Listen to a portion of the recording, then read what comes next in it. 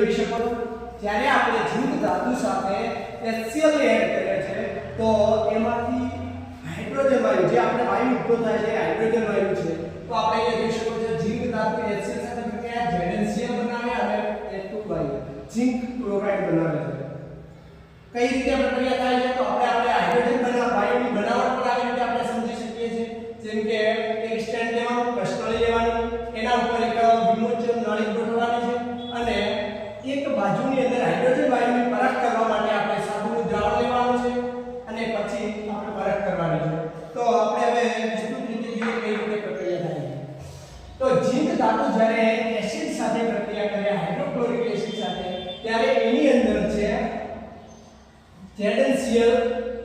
ZnCl બને અને પછી હાઇડ્રોજન વાયુ ઉત્પન્ન થાય છે તો એ પ્રયોગો આપણે પદ્ધતિ જોઈએ તો